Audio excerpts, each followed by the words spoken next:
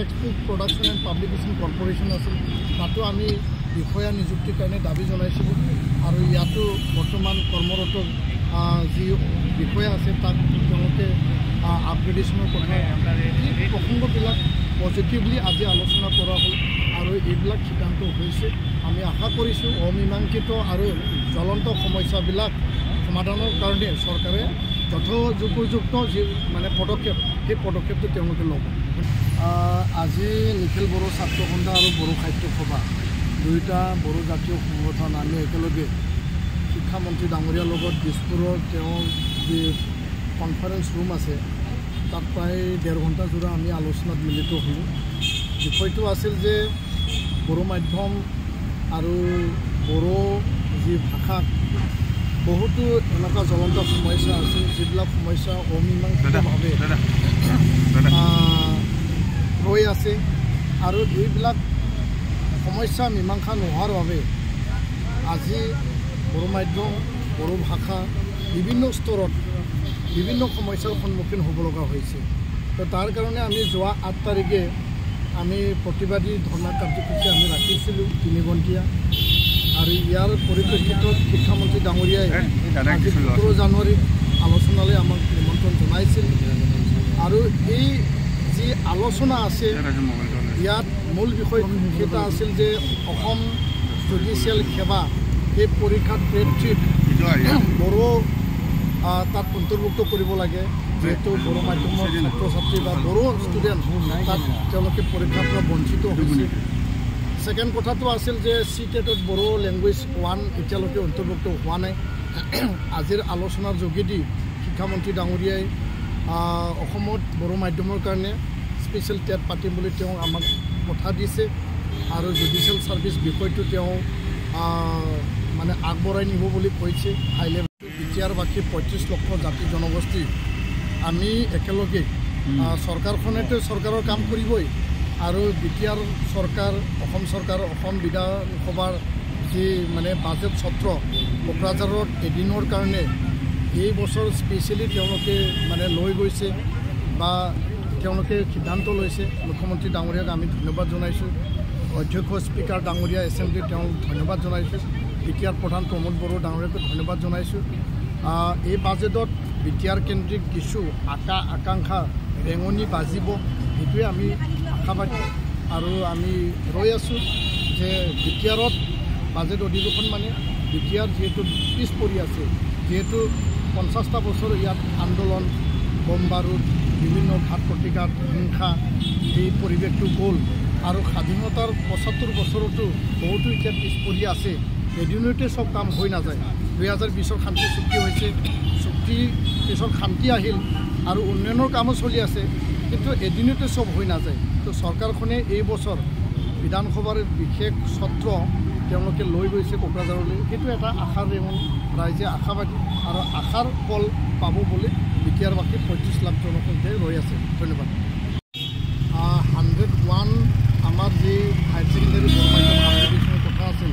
তাত 54ত post creation আৰু এপইণ্টমেণ্টৰ কাৰণে সিদ্ধান্ত হ'ল দ্বিতীয় কথাটো হ'ল 35টা মডেল হাইস্কুল আদৰ্শ বিদ্যালয় চাহ বাগানৰ দৰে বড়ো মাধ্যমৰ স্থাপন এইটো সিদ্ধান্ত হৈছে আৰু স্কুল প্ৰভিন্সিয়েলাইজেশ্যনৰ ক্ষেত্ৰত কিছু বিষয় অমীমাংসিত হৈ আছে এইটো সমাধানৰ সূত্ৰ ওলাব লাগিব বড়োলেণ্ড বিশ্ববিদ্যালয় ওদালগুৰি কেম্পাছৰ কাৰণে পোষ্ট ক্ৰিয়েশ্যন কৰা হ'ব তাত নিযুক্তি দিয়া হ'ব এইটো আমাৰ ভাল এটা সিদ্ধান্ত হৈছে আৰু আন বহুতো বিষয় আছে যেনেকুৱা আসাম ষ্টেট স্কুল এডুকেশ্যন বোৰ্ডত একাডেমিক অফিচাৰ লাগে 3 দিনৰ ভিতৰত এডভাৰটাইজমেণ্ট দিম বুলি কৈছে একাডেমিক অফিচাৰত আৰু লগতে SCRTত আমি লেকচাৰৰ দাবী জনাইছিলোঁ এছিষ্টেণ্ট ডাইৰেক্টৰৰ পোষ্ট তেওঁলোকে ক্ৰিয়েট কৰিছে এইটো ভাল খবৰ বুলি ক'ব পাৰোঁ আনপিনিদি যি textbook production and publication corporation আছিল তাতো আমি বিষয়া নিযুক্তিৰ কাৰণে দাবী জনাইছিলোঁ আৰু ইয়াতো বৰ্তমান কৰ্মৰত যি বিষয়া আছে তাক তেওঁলোকে আপগ্ৰেডেশ্যনৰ কথা এই প্ৰসংগবিলাক পজিটিভলি আজি আলোচনা কৰা হ'ল আৰু এইবিলাক সিদ্ধান্ত হৈছে আমি আশা কৰিছোঁ অমীমাংসিত আৰু জ্বলন্ত সমস্যাবিলাক সমাধানৰ কাৰণে চৰকাৰে যথোপযুক্ত যি পদক্ষেপ সেই পদক্ষেপটো তেওঁলোকে ল'ব আৰু এটা সূত্ৰ ওলাইছে কিছু দাবীৰ সমাধানৰ সূত্ৰ এইটো ওলাব পৰা নাই বা ইয়াৰ মীমাংসা ওলাবৰ কাৰণে চৰকাৰে পদক্ষেপ ল'ম বুলি আমাক আশ্বাস দিছে। আজিৰ আলোচনা ইয়াত কিছু পজিটিভ আছে আৰু কিছু আৰু কৰণীয় আছে। আমি নেগেটিভ বুলি নকওঁ, কৰণীয় আছে আৰু কিছুমান সমাধানৰ সূত্ৰ আজি ওলাইছে। আমি আলোচনা ফলপ্ৰসূ বুলি কৈছোঁ আৰু আগন্তুক দিনত শিক্ষামন্ত্ৰী ডাঙৰীয়াৰ নেতৃত্বত বড়ো মাধ্যমৰ যিবিলাক জ্বলন্ত সমস্যা আৰু মাধ্যম আৰু ছাত্ৰ ছাত্ৰীৰ লগত যি জড়িত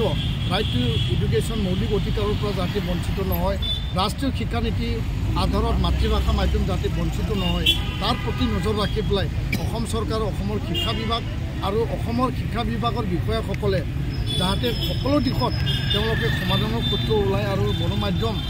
তেওঁলোকে আন্তৰিকতাৰে যাতে চায়, তাৰ কাৰণে আমি দাবী জনাইছোঁ আৰু আমি আশা কৰিছোঁ। সেইখিনিয়ে আমি ব্যক্ত কৰিলোঁ। স্কুল প্ৰভিঞ্চিয়েলাইজ প্ৰাধিকৰণৰ কথা আছিল। সেইদিনাখন কেবিনেটত অসম চৰকাৰে সিদ্ধান্ত লৈছে যে অসমত যিবিলাক 2006 2006 ইয়াৰ মানে আগত যিবিলাক স্কুল বহুত কেইটা কাৰণত যিবিলাক ৰৈ গ'ল, সেইবিলাক প্ৰাধিকৰণৰ কাৰণে এটা কেবিনেট চাব কমিটি গঠন কৰা হৈছে। এই কথাটো তেওঁ আমাক মানে কৈছে, কিন্তু আমাৰ দাবী আছে যে কেবিনেট চাব কমিটিৰ যোগেদি হওক বা আমাৰ যি বিটিআৰ শান্তি চুক্তিৰ 6.3 সেই দফাৰ যোগেদি নিড বেছ প্ৰায়ৰিটিত যিবিলাক প্ৰাধিকৰণৰ বিষয় আছে, সেই বিষয়সমূহ অতি শীঘ্ৰে সমাধান কৰিব লাগে বা বিদ্যালয় প্ৰাধিকৰণৰ কাম কৰিব লাগে, সেইটো আমাৰ দাবী আছে। আৰু লগতে 101 হায়াৰ ছেকেণ্ডাৰী বড়ো মাধ্যমৰ আপগ্ৰেডেশ্যনৰ কথা আমি দাবী জনাইছিলোঁ। আজিৰ মিটিঙত 54 হায়াৰ ছেকেণ্ডাৰী বড়ো মাধ্যমৰ পষ্ট ক্ৰিয়েশ্যনৰ কাৰণে সিদ্ধান্ত লোৱা হয়। 35টা মডেল হাইস্কুল য'ত নেকি বড়ো মাধ্যমৰ হাইস্কুল নাই, বৰঞ্চ তাত LP আৰু ME আছে, সেই অঞ্চলত মানে চাহ বাগিচাৰ দৰে মডেল আদৰ্শ হাইস্কুল স্থাপনৰ কাৰণে আজি সভাত সিদ্ধান্ত হয়। 72 EGS চেণ্টাৰত এতিয়াও শিক্ষকবিহীনভাৱে চলি আছে, তাত টেম্পৰাৰী শিক্ষক দিয়া হৈছে, ছিংগল টিচাৰ আছে, তাত পৰ্যাপ্ত শিক্ষক নিযুক্তিৰ বাবে পষ্ট ক্ৰিয়েশ্যনত আমি দাবী জনাইছোঁ। বড়োলেণ্ড বিশ্ববিদ্যালয় ওদালগুৰি কেম্পাছৰ কাৰণে আমাৰ দাবী আছিল, সেইটো আজি ৰাজ্য চৰকাৰে শিক্ষামন্ত্ৰী ডাঙৰীয়াই 5টা বিভাগ আৰু পষ্ট ক্ৰিয়েশ্যন কৰি পেলাই আগন্তুক বাজেটত ইয়াৰ কাম আৰম্ভ কৰিম বুলি কৈছে। তো বহুকেইটা দাবী আছিল, কিছু দাবী আজি আলোচনাত মীমাংসা হ'ল।